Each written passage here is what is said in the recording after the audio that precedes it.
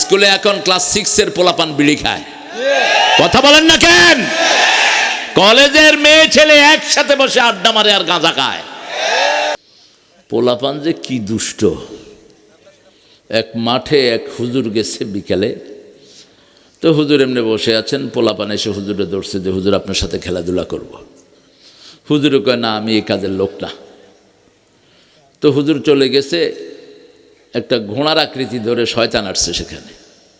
পোলাপান ঘোড়ার উপরে উঠছে, এখন আর জায়গা নাই, পিছে দিয়ে বাঁশ ঢুকেছে, এরপরে বাঁশের উপরে বসতেছে, ঘোড়া দিছে দৌড়। কয় শালার আমি আর কি শয়তান, এইগুলো আমার চেয়ে ডেঞ্জারাস। অবস্থা দেখছেন, জায়গা পায়নি, কি ঢুকেছে? বাঁশ। এই হলো পোলাপান।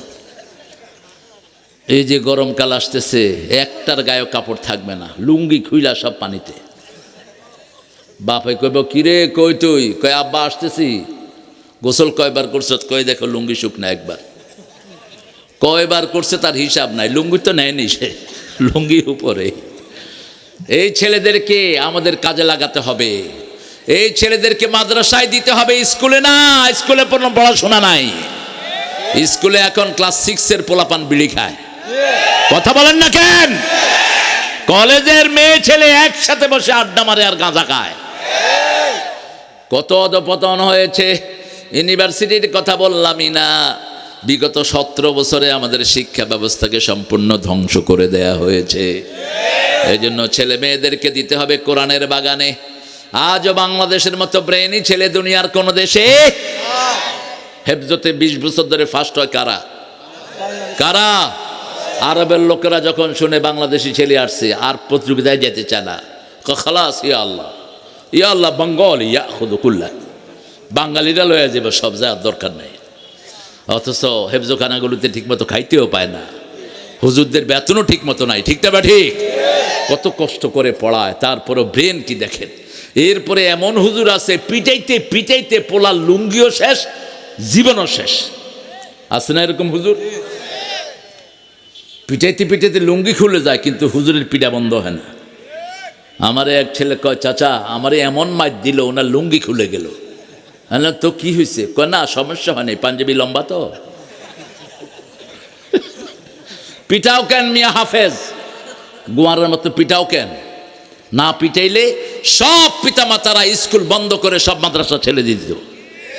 পিটাপিটির কারণে ভালো পরিবারের ছেলেরা ওদিকে যায় না, কয় নিজের খায়া আরেকজনের পিঠা খামু কেন। আজকে সকালে বিচার আসছে আমার কাছে, উত্তরার এক হুজুর এক ছেলেকে পিটে তার শরীরে দাগ ফেলা দিছে। ওই ছেলের বাপ অত্যন্ত সম্মানী, এখন সে প্ল্যান করতেছে হুজুরে অ্যারেস্ট করায় দিবে। কেন পিটাও মূর্খ? রাসূল তো জীবনেও পিটান নাই, কোনো সাহাবী পিটান নাই, তুমি পিটাও কেন? আর স্কুলের কিছু টিচার আছে গুমার। ঠাকুরগাঁয়ের এক এনজিও কর্মী পড়াইতে গিয়ে এক মেয়ের কান কামড়ায় ছিঁড়ে ফেলছে। কত হাইওয়ান জানোয়ার আমার দেশে আছে, আল্লাহ এদের থেকে আমাদের দেশটাকে হেফাজত করেন। আরো চিৎকার করে বলেন আমিন। মাপ চাইব কার কাছে? আল্লাহর কাছে। জুলুম আমরা করব? প্রত্যেকটি গুনাহ হলো একটা জুলম।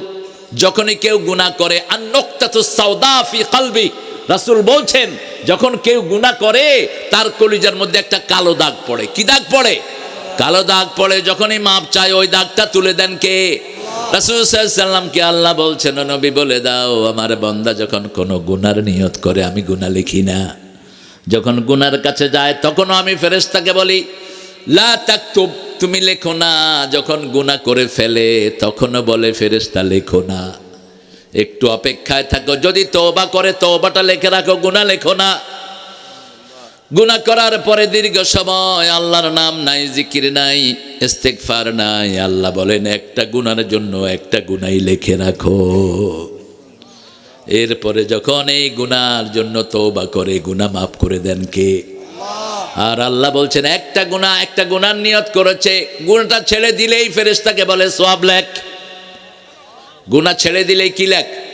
সওয়াব লেখ। আর যদি সওয়াবের নিয়ত করে সওয়াব তখন থেকে শুরু হয়ে যায়। সওয়াবের কাছে যখন যায় আল্লাহ বলেন একটা লিখবি না, একটা সওয়াবের জন্য 10 থেকে 750 গুণ সওয়াব লিখে দিবি। এই যে কোরআনের বাগানে আসলেন, শুধু সোয়াব আর সোয়াব।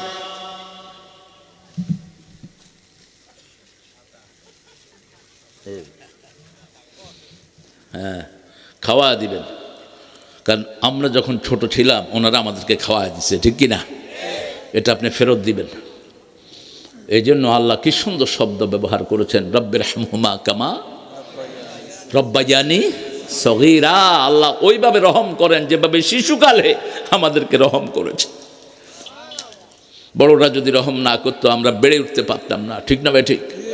এই জন্য কোনো মুরব্বী দেখলে, হোক সে হিন্দু, তাকে মাথায় করবেন, তাকে সম্মান দিবেন, তাকে জায়গা ছেড়ে দিবেন, তাকে আদর করবেন। আপনার উপর খুশি হবেন কে?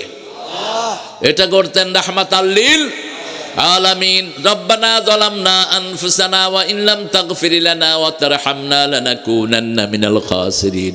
এটা হলো দুনিয়ার প্রথম দোয়া। রাসূল বলছেন এই দোয়া যে পড়বে তার সব দোয়া কবুল করে নেবেন কে? মাপ চাইবো যেখানে, রহমত হবে। আল্লাহ সূরা নূহের ভিতরে বলছেন, ও নূহ তোমার লোকদেরকে বলো ইস্তাগফিরু রাব্বাকুম ইন্নাহু কানা গাফফারা ইউরসিলু আলাইকুমুস সামাআ মিদরারা। ও নূহ তুমি বলো তোমার কওমকে আল্লাহর কাছে মাপ চাও। কার কাছে? ইন্নাহু কানা গাফফারা, তিনার চেয়ে মাফকারী আর কেউ